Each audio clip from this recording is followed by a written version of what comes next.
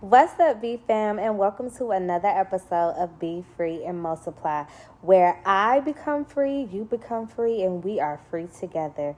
Listen, today we are doing just a relaxing video because your girl is tired. I don't know who told me to go try, I think it's called Pure Bar or whatever the case may be. Baby, my body is aching. They gave me some Epsom salt for my first day. And I soaked in that, and I've been on this couch, and I made me something to eat, and that was it. I know you guys are used to seeing me dressed up, but I'm real, so I don't mind posting a video with me on my couch in my blanket. But today's topic that I would like to talk to you guys about is God ruined my life, but I am grateful.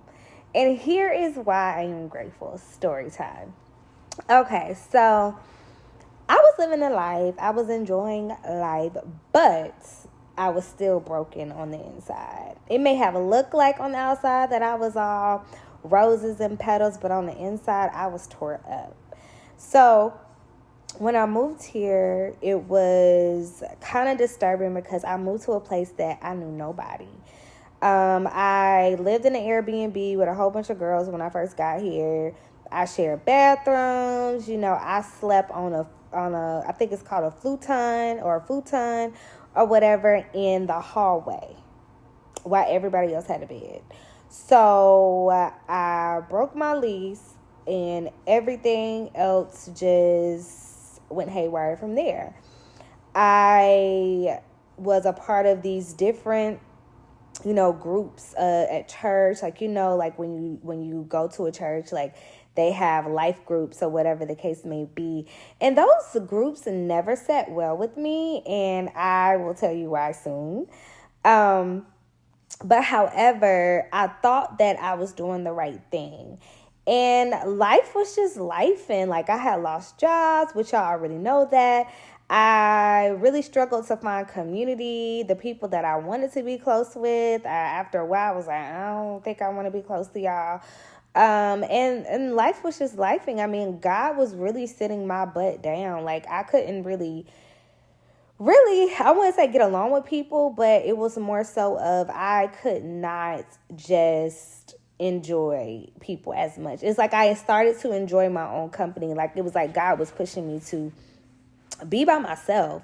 And what I mean by be by myself, I'm not saying like not be around your family or people that you normally cool with or whatever the case may be.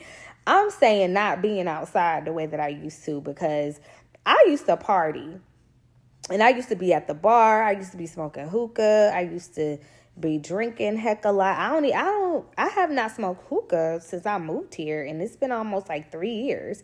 So, and I don't miss it either. I used to drink every day. You could catch me at a half an hour after work at 5:30 p.m. I'm there as soon after work. I was drinking at home. I was talking to so many different guys, and God interrupt all that. I have not had sex in almost 3 years. I have not been in a talking stage with a guy.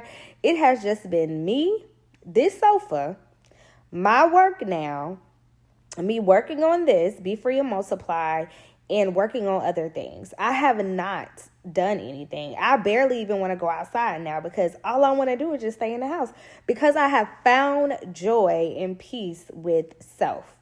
And being in a wilderness season where you have no choice but to sit down and deal with you are able to see the patterns and the things that you have placed yourself into that has caused you to be in so much chaos.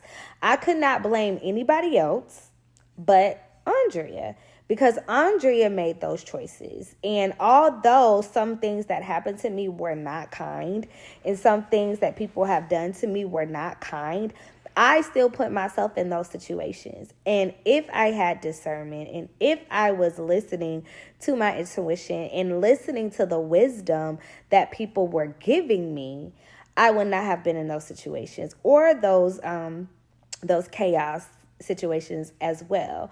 But when God decided to ruin my life, he uprooted me from a place that I've known forever to a place that I didn't know. in Texas, and he just allowed me to just really sit with myself. So anything that I wanted to do, things was just not working out. My career wasn't working out. My money wasn't working out. And that was a really dry season. But one thing that it taught me, and these are the things that I'm going to talk about that I'm grateful for. The number one thing that it taught me was to be still and be patient, and to also, like, don't think you know everything, because you don't. Don't think that you know where your life is going. Don't think just because you got a degree in social work or anything that's going to be your destiny for the rest of your life. You have so many different purposes in life. Like, the purpose today for me could be just sitting on this couch and relaxing. The purpose for me tomorrow to be pouring into a child of mine that I work with.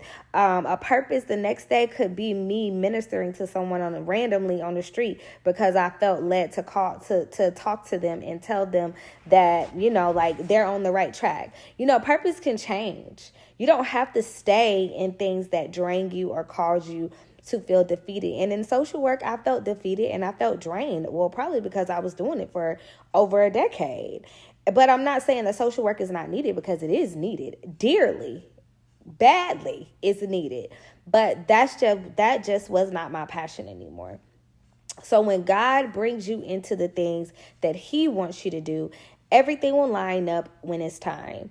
And the second thing that caused me to be very grateful was I got a chance to face me. I got a chance to learn who Andrea was again, and who she probably was supposed to be all her life, without all the drinking, without the hookah, without talking to so many guys, without the whole big friend group or wanting to be in popular groups. I got a chance to sit with Andrea, see what Andrea likes. And I've noticed that Andrea likes to go on walks. Andrea likes to go sit by nature and sit by water. Andrea likes to paint. Andrea likes to sing. Andrea likes to make frozen margaritas at 10 p.m. at night and put on her headphones and just dance all around her house in her panties. Andrea loves to watch good shows. Andrea loves to have debates. Andrea loves to just be in soft spaces now, and she's still learning how to not be so masculine. But I think that is one thing that God was teaching me when he was sitting me down for so long, was to understand that you're not in control of your life. Like, allow life to play out. Like, your life has already been written, it's already been destined, and it ain't nothing you can do about it.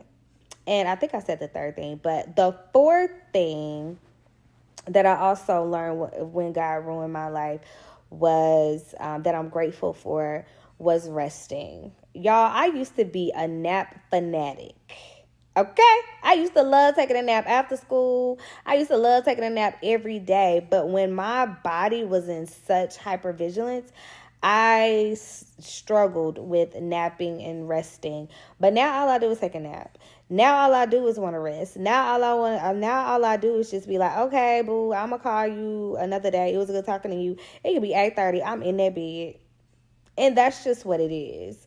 So that's really what I wanted to share with you guys today, is that God ruined my life, and not ruined, but interrupted my life. And I'm grateful for it, because I would not be the Andrea that I am today.